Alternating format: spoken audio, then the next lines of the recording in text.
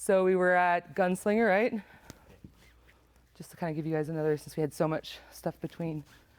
So I could, at both times, I could tell I was a little far back. I want to be able to kind of just push him without using my hands. That's kind of my test. But I'm coming in. Maybe I'm not. You'll be able to feel where the stance is. This one's too much, huh? Instantly? Yeah. I could feel his body tense.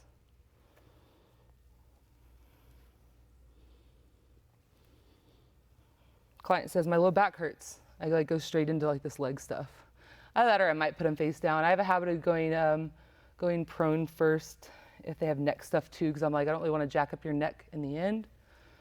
But it really just comes down to, I just want to touch their problem first. I think the worst feeling is coming in for something and it being like the last thing that the therapist touched. You're like, dang it, come on, just get to my neck. That's all I want. Saying about my sequence not fitting Western clients. Because if they come in with neck pain, they expect us to go there first. The problem is, how do I help you understand the sequence so you can change it, break it? Yeah. And I'm still trying to figure out, as I deliver curriculum, like how do I give the students what supports them in the practice? So see how I did that? The smoothness, right? I love sound effects. I can't stop them, so I'm happy you like them. Leg circles.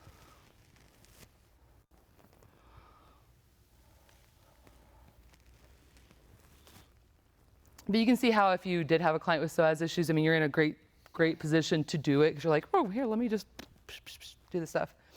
All right, leg circle. I'm gonna come in, put his ankle near his knee. Hi-ya. Stomp. Deep breath. And out. Deep breath in. And I don't fully release when he's breathing. I just give it a little. Can breathe, you know? Have you guys ever been stretched by someone that did it too fast or like didn't work with your breath? And it was so abrupt and like you couldn't even like, you were more of just like trying to understand what the hell they just did than like getting to get a good stretch. You're like, ah!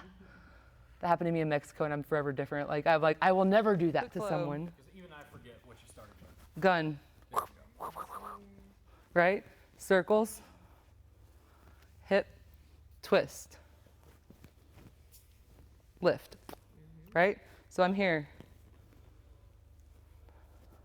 I just step to the outside of his body, kneel down. So there was this problem. Well, I was making a mistake earlier in my career where I was like, I don't know, for some reason I was like focusing on like, yeah, we need to do this. And I was realizing I was compromising the joint by trying to make them, and I'm like, no, I need to like give them that bend.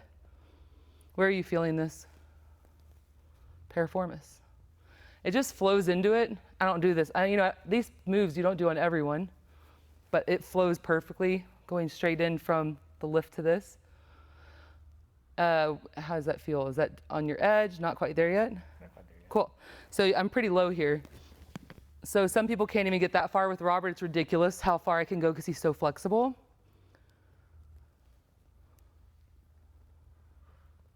So basically I'm trying to find his edge. I'm trying to tap it. Up there.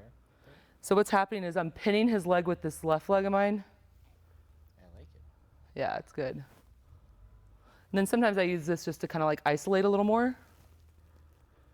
But I go in and out. Hit that edge, tap, back out. Uh-huh. But I don't back out too far because then it's like, as the receiver, you're like, what are you doing? But if you just hit it, back. Nice. Right? Can we do this on the table? You could, but you're having to like, we did this on the table. It was Remember, difficult, it's difficult. This part we were on the floor. Yep.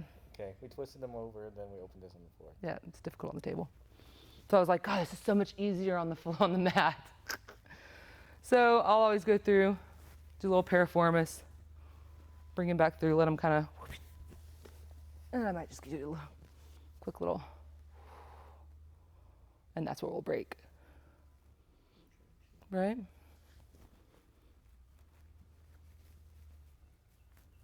All right, is that way too much? No. Okay, cool.